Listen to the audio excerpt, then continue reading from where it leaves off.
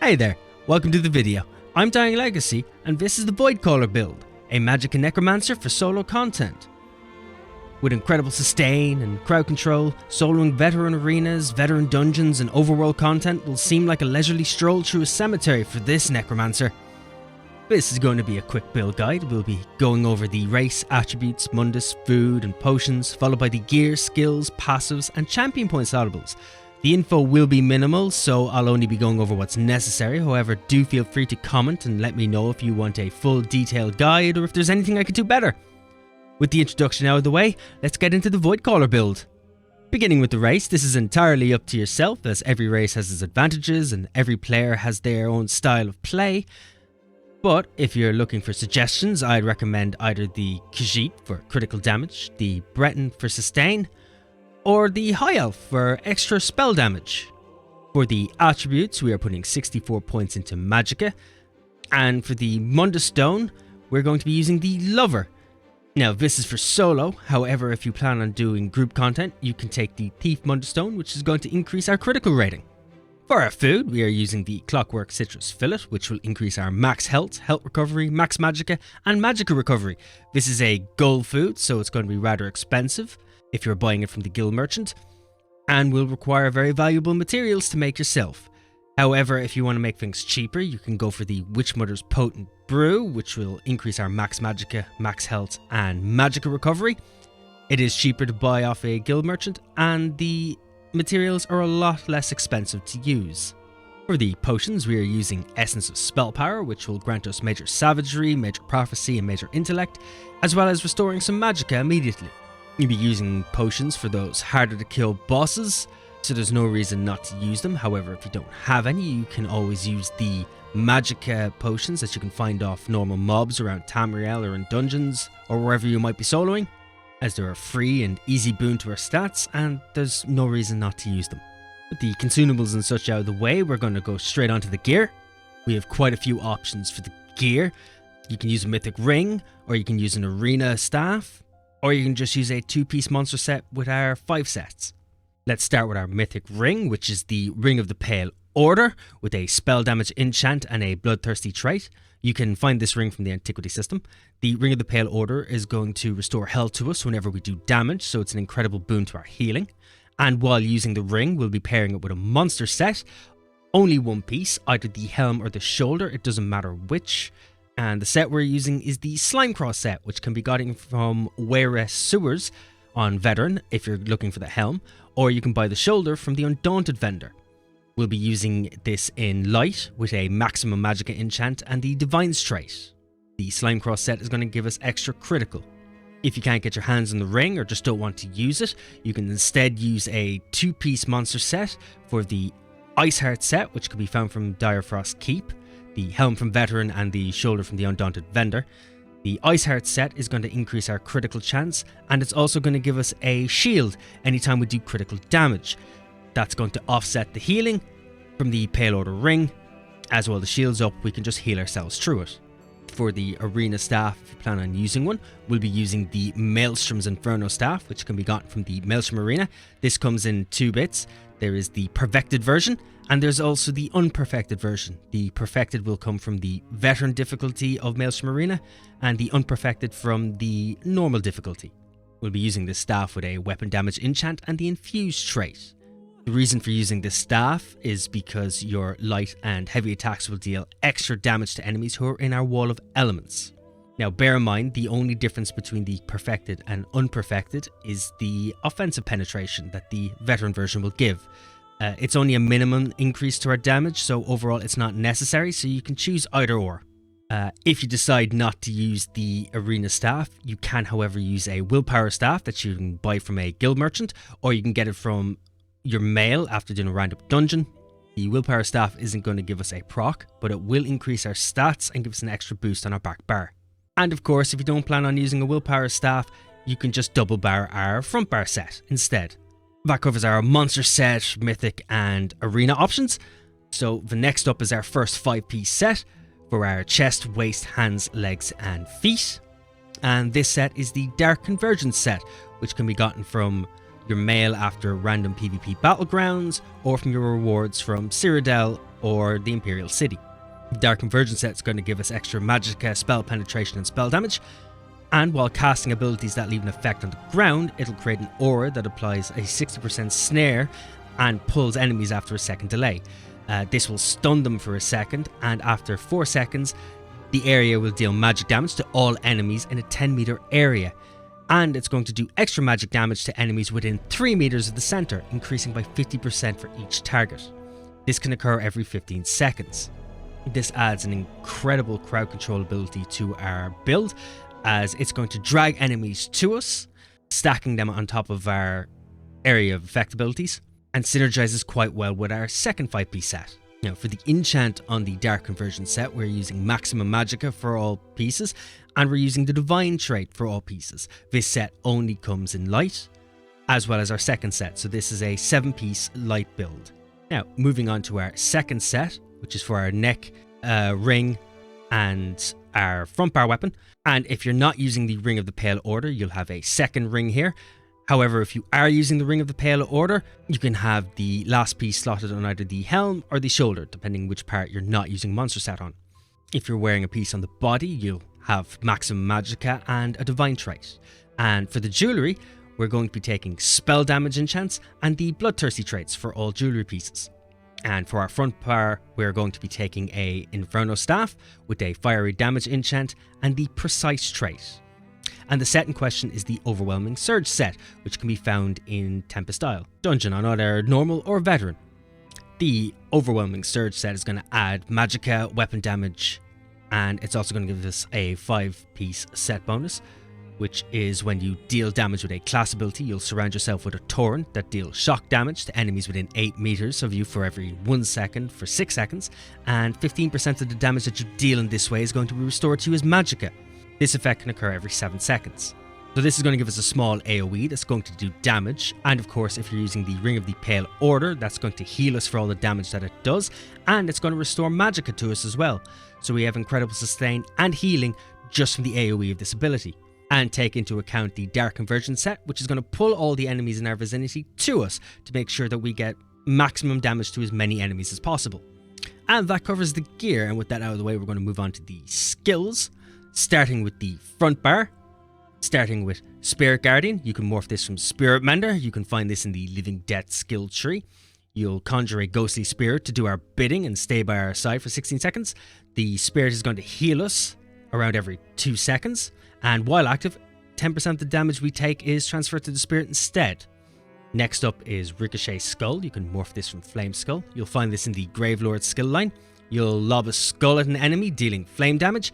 And every third cost of this ability deals 20% increased damage, and it will also bounce up to 2 times to other nearby enemies. We're also using Consuming Trap. You can morph this from Soul Trap. You'll find this in the Soul skill line.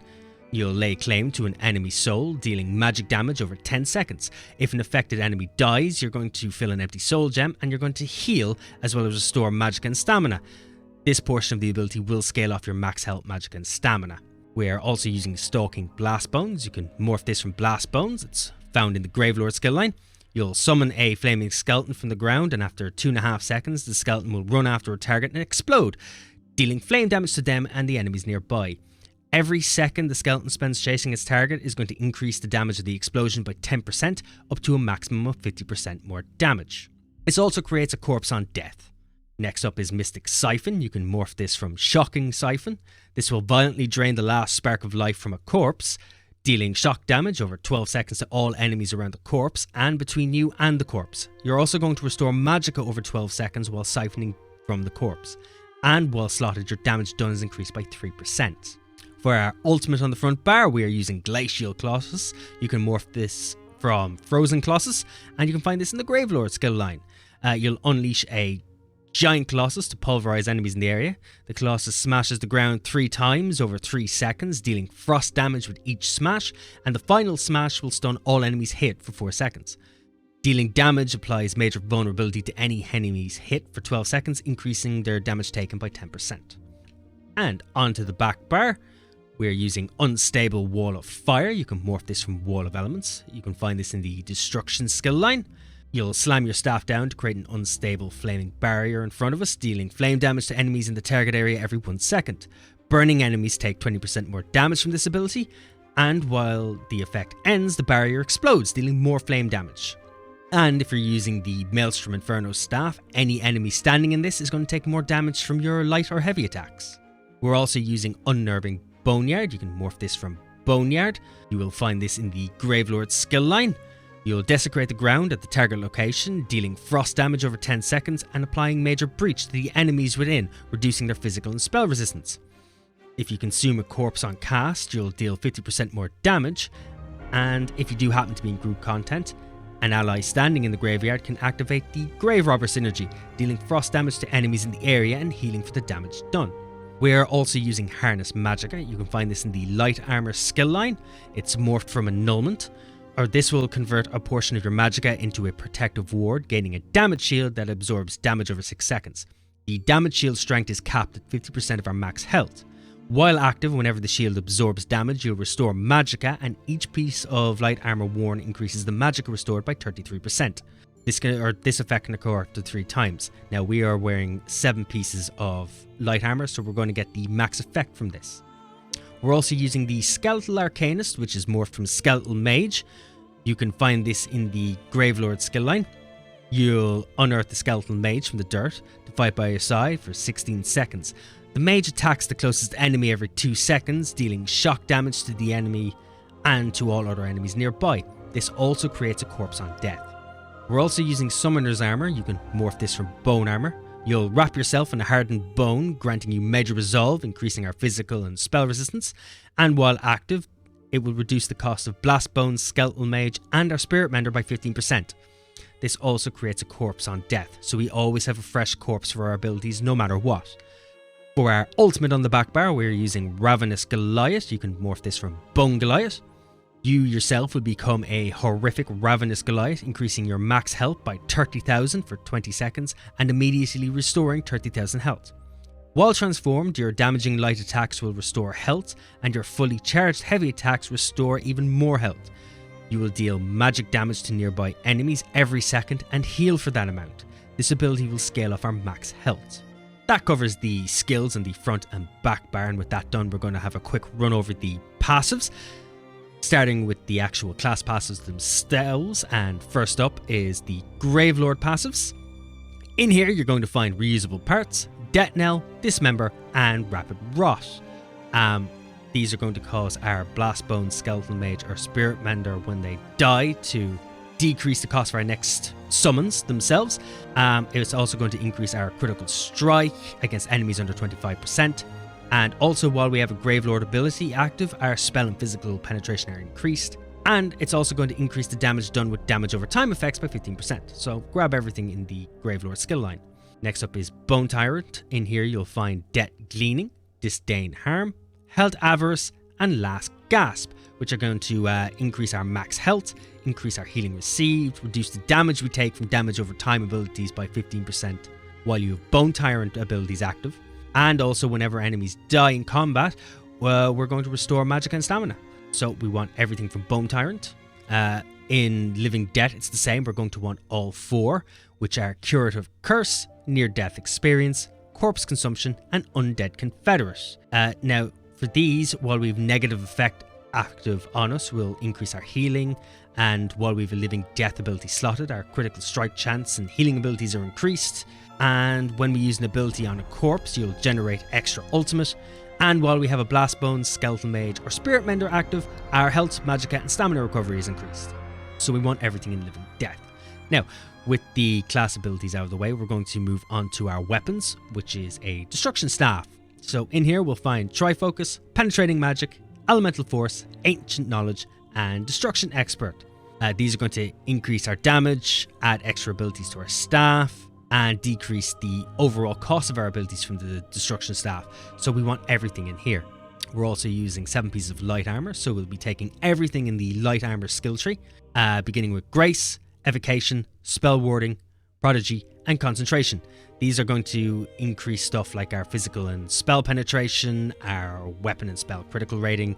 It's also going to increase our spell resistances, increase our magical recovery, and reduce the effectiveness of snares applied to us by 4%. And it's also going to reduce the cost of sprint by 3% as well. So we want everything in the armor skill line there. Next up is the guild passives, starting with the Fighters Guild. We're not using any Fighters Guild abilities, so there's not many skills we need. However, within this skill line there is one specifically that we do want, and that is Banish the Wicked, which is going to help us generate 3 ultimate wherever we kill an enemy. Take this as it's going to increase the uptime of our Glacial Colossus and our Ravenous Bone Goliath. You want to keep our ultimates up as long as possible because that increases our survivability and it also ups our damage.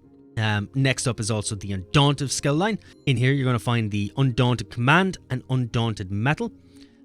You don't necessarily need Undaunted Command unless you plan on doing group content, because this is for synergies, and while activating a synergy we're going to restore 4% of our max health, stamina and magicka. Undaunted Metal, however, we do want no matter what, as this is going to increase our max health, stamina and magicka by 2% for every type of armor that we're wearing. We're only wearing light armor, but it still increases us by 2%, and extra stats is essential no matter what. Next up is a slightly unnecessary ability, but it's very handy to have when doing solo content, and that is Continuous Attack, which is found in the Assault skill line. Now, you only need 1 point into this skill line.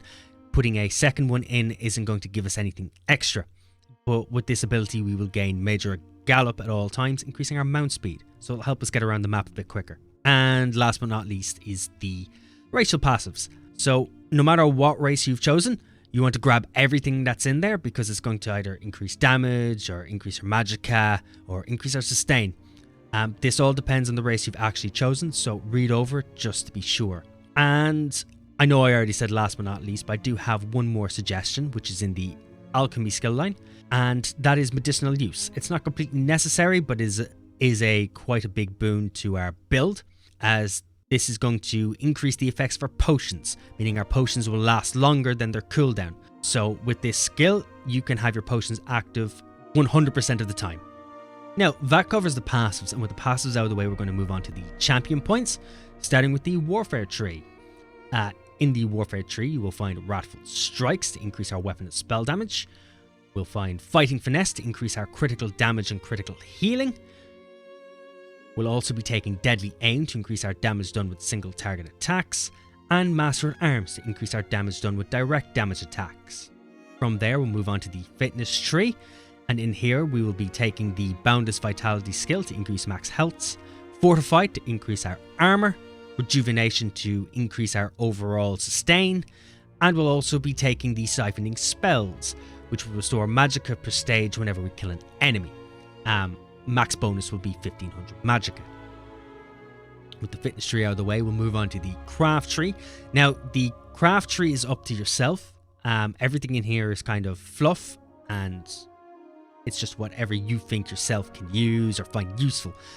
But for solo content, I like to take the Treasure Hunter passive, just to increase the quality of items we find in treasure chests. Rationer, just to add extra duration to our food. And Liquid Efficiency, just so whenever we use a potion, there's a slight chance we won't use it. And there's also Steed's Blessing. This is going to increase our out of combat movement speed by 20% overall. Again, this is handy just for getting around the map to make things a little bit quicker. And that covers the Voidcaller build, a Magicka Necromancer for solo content.